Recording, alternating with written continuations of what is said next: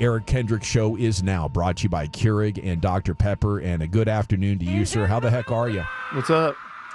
Well, you know, we're just we're getting set here for a big football Friday. Excited to talk with you. How different is it as a defensive player going into a game with the backup quarterback? Anything different for you? Nah, not really. How's Cooper been this week? Tearing you guys up or what? Always, man. I played against Cooper. He beat me, so That's right.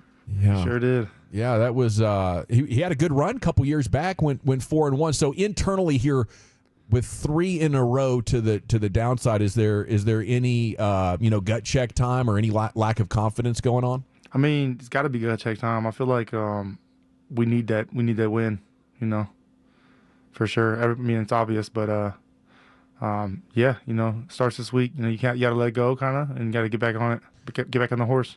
What's it looking like it's going to take to slow down Jaylen, Herz, and Saquon, Barkley and the guys? I mean, we got to stop the run. I mean, I feel like obviously we know that they have weapons everywhere, and the run game is a little bit unconventional. They have really good offensive line. The quarterback run is a go. They run like a lot of draws and quarterback keepers with him. So you can't like forget about them. But obviously they have 26 back there running the ball too. Yeah, what'd you think about that reverse hurdle play there from Saquon? How many times did you stop and rewind that thing during the film watching? Yeah, I've seen it more on social media. I would say it's pretty crazy. Have you ever seen anything like that before? I feel like you play football long enough, you've seen some pretty crazy stuff. There's this league. It harnesses the best athletes in the world and some of the biggest freaks in the world as well. How much do you sympathize and feel for that Jaguars players now just gone viral in the worst way possible? I mean, what are you gonna do? Whatever. Sometimes you get got. Sometimes you get going. You ever got like that? A runner ever jumped over you? I remember there was one time in college. I was it was on the goal line, and obviously goal line you're susceptible to have the leapers, jump over the line. And it seemed like a pretty clean fit to me. And I was getting ready to make contact. And, I mean, I think he just got super airborne, like way deeper than I thought he was. His name was Kadeem Carey, I think. Mm. Oh, yeah. Yeah, he played in the league for a while, but he did it. And I just watched him kind of like as I whipped slow motion to the top. So, yeah, I've been got. How impressed were you by Bejon Robinson last week? Good back, a lot of really good contact balance. His ability to like use his speed, but also slow down and get square to the line of scrimmage. It was really good. I feel like obviously running backs, one of their attributes is speed. We all want a fast running back. We all know running backs for their speed, but you got to be able to slow down sometimes in order to be successful. Was that a position you ever wanted to play growing up? Did you spend some time at running back? Yeah, no, I was a position I spent a lot of time. I was a running back linebacker, and I feel like that's what so when I do feel some of the run fits behind the line of scrimmage, I do feel like a running back because it's like. I wouldn't go there, but I would go here. And you kind of sometimes you don't see him at all until you meet him right there in the hole or wherever it may be. Yeah, my dad was a running back. My brother was a running back. Brothers were running backs. Mm-hmm. And then my brother kind of chose linebacker when he went to college. And, I was kind of like, hey, he's having success at linebacker. Let me go ahead and give that a run. Yeah, it was a good choice there. Eric Kendricks here with you on 105.3 The Fan. So what's different with, the Eagles this time around based on, teams that you've seen in the past? Are these guys, they're still bringing the tush-push to you, aren't they? Yeah, I feel like they have a lot of the, same nucleus, I want to say. Obviously, Kels is not there no more, but that was like one of the first things I started watching was the center, see, because I've played so many games against him. Yeah. So, he's fast as well. He's very fast, very quick on his feet. Very good position blocker. Gets going really fast. So, they kind of, it seems like they kind of, got a guy who's in there has good speed, just like he did. So that was like the main thing I was like, curious about going in. But their line is always, work together really well, and big boys. Hey, Eric, okay, you said you're watching Cam Jurgens, the center. Okay, here's my tip of the week, watching him play. Okay, wait. We can't get, yeah. I remember there was a tip last time. No, it was special teams. It was a special teams tip. All right, well, that was you weren't on special. Live? Yeah, you weren't on special teams. But this is a tip about Jurgens. Do we not want this? Is that what you're saying? Yeah. Keep this I'm just saying, like, chances are, if you know a tip, I know a tip. So no, I'm confirming. Let's go tip for tip right now. I'm confirming. I'm just no, trying. you don't need to confirm. I do my homework. Okay, so he knows this. Basically, let's. I'm just asking. I'm just asking this. Okay, if I could say, if I noticed this about Jurgens when Becton touches him, the ball's immediately coming. Mm-hmm. That's my tip of the week. That he doesn't wait. Like some of these centers, like put their head down. Yeah, will bob a little bit. They bob a little bit. As soon as Becton touches his leg, that ball's coming.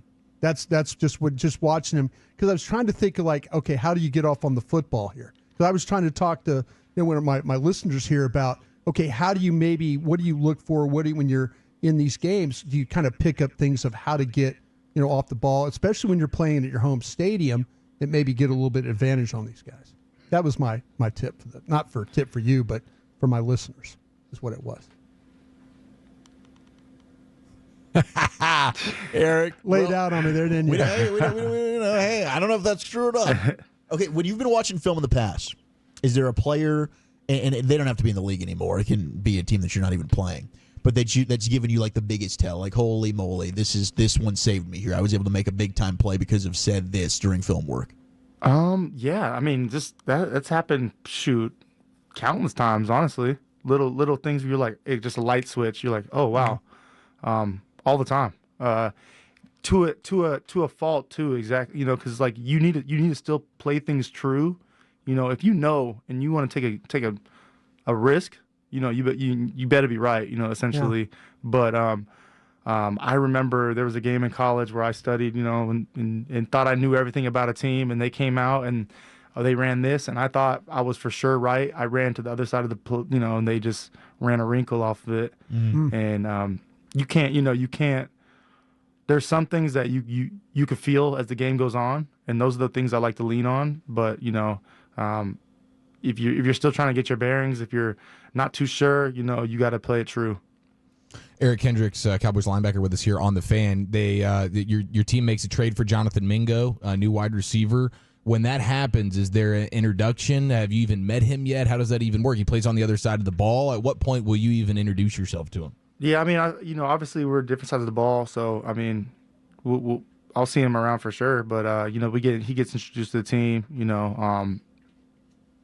It's pretty chill. It's pretty chill. It's just like, it happens, pretty frequently. Did things go all right with Justin Phillips? He's back in Buffalo, said he likes being where he's wanted. Jordan Phillips, my bad. Jordan Phillips, yeah. I mean, that's